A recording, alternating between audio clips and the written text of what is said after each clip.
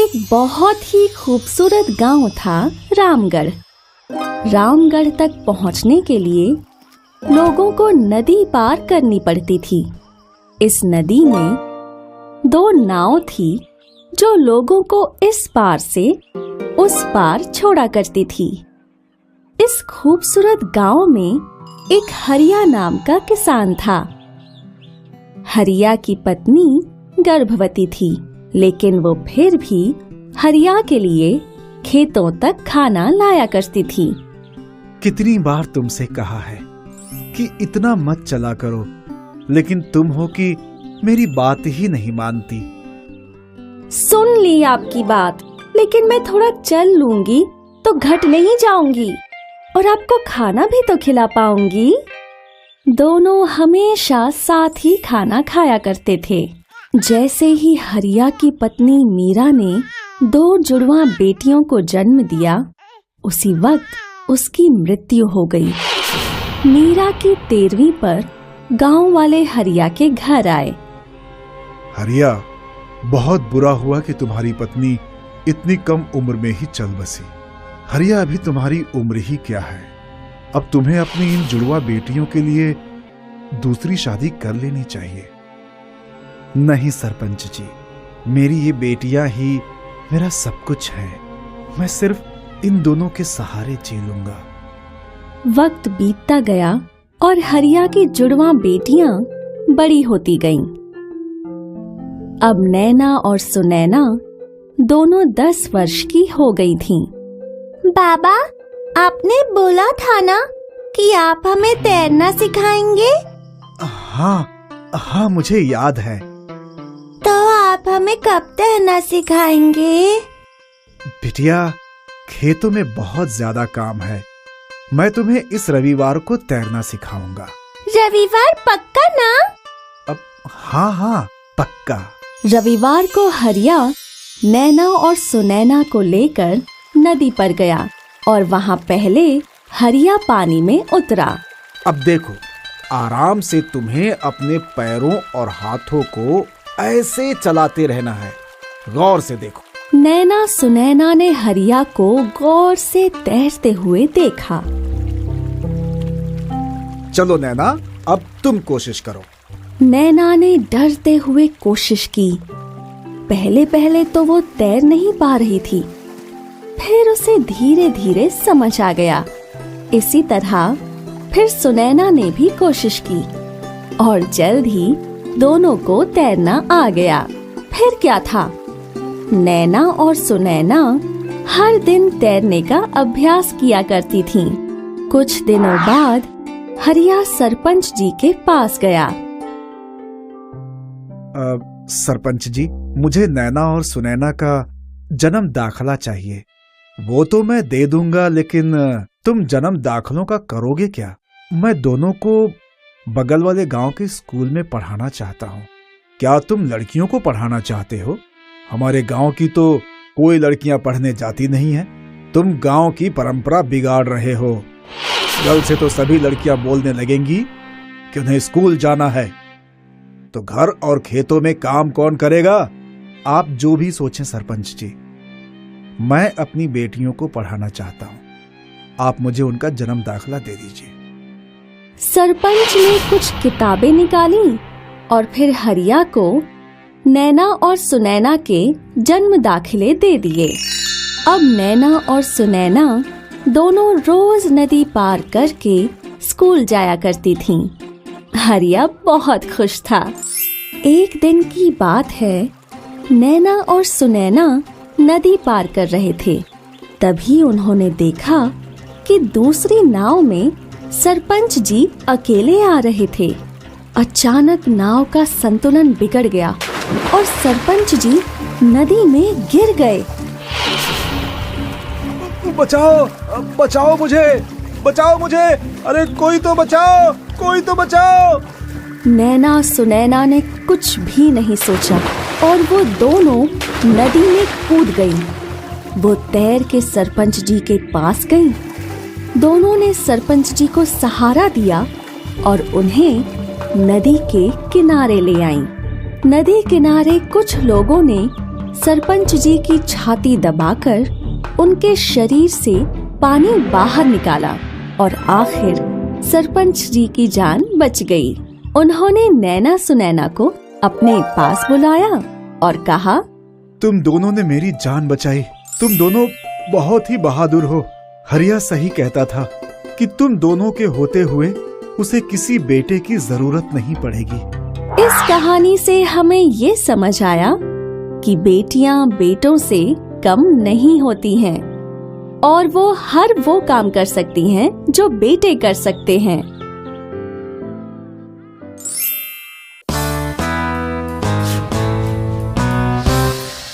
रूपा और लीला की शादी को अब 3 वर्ष हो चुके थे। अब रूपा आलसी भी नहीं रहा।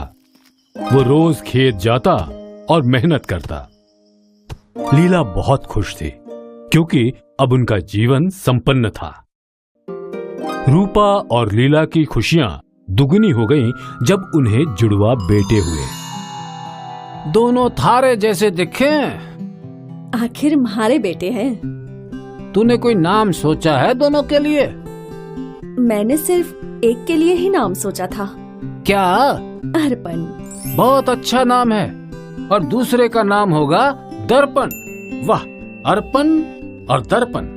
इस बात को अब 11 वर्ष हो चुके थे और अब अर्पण और दर्पण काफी बड़े हो चुके थे। माँ, भूख लगी है। आ रही हूँ। लीला खाने की थाली लेके आई। पहले मुझे खाना दो। नहीं, मुझे। मैंने कहा ना मुझे। नहीं, मुझे दीजिए। मैं तुम दोनों को खाना ना दे रही। जब देखो दोनों लड़ते रहते हो। जुड़वा भाई हो या दुश्मन। पर माँ, पहले मैंने खाना मांगा ना। खाना कोई भी मांगे, मैं दोनों के लिए ही लाऊंगी ना। तो उसमें पहले मैं क्यों? तुम दोनों एक भी दिन चैन से नहीं रह सकते हो क्या बिना लड़े? ये लो, खाओ दोनों। और आज अगर तुम फिर झगड़े तो दोनों को खाना ना मिलेगा, समझे? माँ की डांट सुन दोनों चुपचाप खाना खाते हैं। अब लीला रूपा के लिए खाना लेके खेत आई। क्या हुआ? थारा मुंह क्यों फूला हुआ है? जैसे तन्ने कुछ पता ही ना है। वही अर्पण दर्पण। आज क्या किया छोरों ने? दोनों फिर से खाने के लिए झगड़ रहे थे। ये बोले कि पहले मन्ने दो और वो बोले पहले मन्ने। समझ नहीं आ रहा क्या होगा इन दोनों छोरों का। कोई नहीं, अभी दोनों बच्चे हैं, जल्दी समझ जाएंगे। समझ जाए तो अच्छा है। कल से उन दोनों को खेत भेज दो, या मेरी मदद भी हो जाएगी और दोनों दिन भर साथ काम करेंगे तो दोनों झगड़ा नहीं करेंगे। हाँ, ये अच्छी तरकीब है। और अगले दिन रूपा रोज की तरह खेत के लिए निकल गया। बेटा अर्पण, बेटा दर्पण। हाँ माँ। बोलिए माँ। आज से तुम दोनों बाबा के खेत में जाओगे और उनकी मदद करोगे। लेकिन माँ, अभी तो मेरी खेलने कूदने की उम्र है। थोड़ा काम कर लोगे तो कुछ घिस नहीं जाओगे और बाकी का वक्त खेल कूद करते रहना। और सुनो, इसके बाद कोई बहस नहीं होगी। दोनों आज से बाबा की मदद करने खेत में जाओगे। अर्पण दर्पण ने चुपचाप अपना खाना खत्म किया और खेत की ओर निकल पड़े। दोनों खेत पहुंचे। तो आ गए हमारे राज दुलारे हैं? बाबा, क्या करना है हमको? आज हमें बैल के पैरों में नाल ठोकनी है। लेकिन क्यों? नाल बैलों के जूतों की तरह होती है, जिससे वो खेत में अच्छे से चल सके। नाल ठोकने पर बैल को दर्द नहीं होता क्या? होता है, बहुत दर्द होता है। और बैल दर्द के मारे लात भी मारता है। अरे बाप रे! मैं अकेले ये नहीं कर पाऊंगा, इसलिए मैंने तुम दोनों को यहाँ बुलाया है। बाबा, हमने कभी बैल को नहीं पकड़ा है। इतना डरो मत, आसान है। पहले हम पुरानी नाल निकालेंगे। अर्पण, तुम बैल के सींग पकड़ो और दर्पण, तुम पैर पकड़ो। दोनों भाई बैल को पकड़े हुए थे और रूपा ने पकड़ से पुरानी नाल खींची। बैल थोड़ा छटपटाया पर फिर वो शांत हो गया। देखा, आसान था ना? हाँ, अब क्या करें बाबा? अब हम नई नाल लगाएंगे तो तुम दोनों बैल के सींग पकड़ो। इस बार वो ज्यादा छटपटाएगा। दर्पण उठकर सिंह के पास चला गया। अब ध्यान से मजबूती से पकड़ो दोनों। हाँ, रूपा ने नई नाल ली और एक हथौड़ा लिया। उसने नाल लगाना शुरू किया और बैल छटपटाया। दर्पण, मजबूती से पकड़। मैंने पकड़ा है, तू अपना देख। हाँ, कितनी मजबूती से पकड़ा है तूने, वो तो दिख रहा है मुझे। अच्छा, तो आकर खुद ही पकड़ ले। हाँ, मैं अकेला बैल पकड़ सकता हूँ। दोनों ने फिर से लड़ना शुरू कर दिया और इस चक्कर में बैल जोर से छटपटाया और उसने रूपा को लात मारी। अरे रे रे रे, मर गया रे, हाय ओ। बाबा, बाबा! तुम दोनों की लड़ाई में चोट मुझे लगी। दोनों भाइयों ने अपने पिताजी को सहारा दिया और उन्हें घर ले आए। क्या हुआ तन्ने? बैल ने लात मार दी।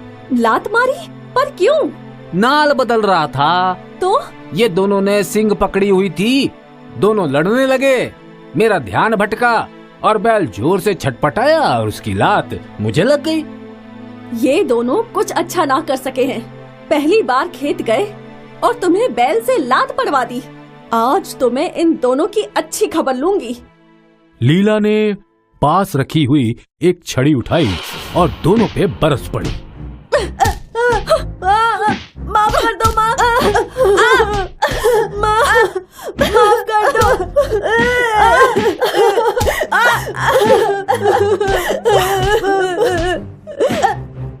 आज ना माफ करूं मैं तन्ने। जब देखो लड़ते रहते हैं। तुम्हारी वजह से आज इन्हें बैल की लात पड़ी। तुम दोनों को तो सजा मिलनी ही चाहिए।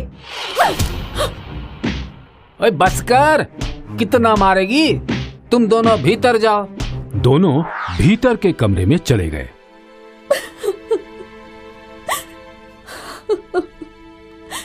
सोचा था अब समझ जाएंगे, अब भी ना समझे। क्या करें हम इनका? रो कह रही है पगली? दोनों एक दूसरे के भाई हैं, अब इन्हें समझाना ही पड़ेगा। पर कैसे? रूपा को कुछ तरकीब सूझी और उसकी आंखों में चमक आ गई। लीला, एक काम कर, बहुत सारी लकड़ियों की एक गठरी बना और उसे रस्सी से बांधकर यहाँ ले आ। पर क्यों? तू ला तो। लीला घर के बाहर गई और कुछ ही देर में एक लकड़ी की गठरी के साथ वापस लौटी। ये लो तुम्हारी लकड़ियों की गठरी। अब मेरे राज दुलारों को बुलाओ। दुलारे नहीं, कपूत हैं दोनों। अर्पण, दर्पण! हाँ माँ, बाबा बुला रहे हैं। दोनों यहाँ आओ। वो लकड़ी का गट्ठर दिख रहा है ना? तुम दोनों में से जो भी उस लकड़ी के गट्ठर को एक साथ तोड़ेगा, मैं उसे बहुत अच्छा इनाम दूंगा। पहले मैं। नहीं, पहले मैं। लीला ने दोनों को घूर के देखा और दोनों शांत हो गए। दर्पण खुश हुआ और उसने वो गट्ठर उठाई। उसने अपनी पूरी ताकत लगाई पर कुछ नहीं हुआ। फिर उसने पैरों का भी इस्तेमाल किया, फिर भी नहीं टूटा।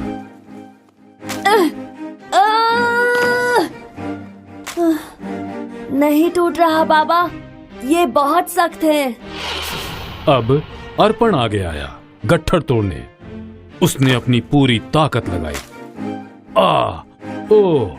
उसने घुटने से तोड़ने की कोशिश की।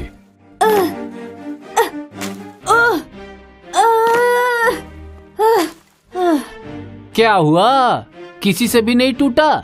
चलो एक काम करो, उस गट्ठर की रस्सी खोलो और दोनों एक एक लकड़ी उठाओ। अब इसे तोड़ो। दोनों ने बड़ी आसानी से वो लकड़ी तोड़ दी और दोनों खुश हुए। देखा, एक लकड़ी तुमने कितनी आसानी से तोड़ दी और गट्ठर तुम दोनों भी ना तोड़ पाए। तुम दोनों भी इन लकड़ियों की तरह हो।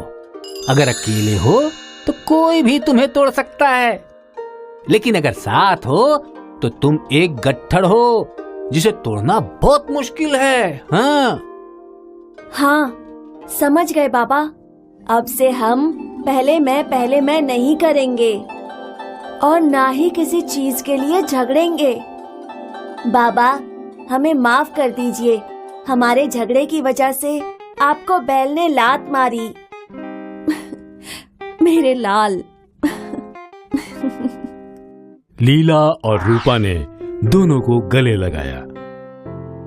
अर्पण और दर्पण को समझ आ गया कि एकता में शक्ति है।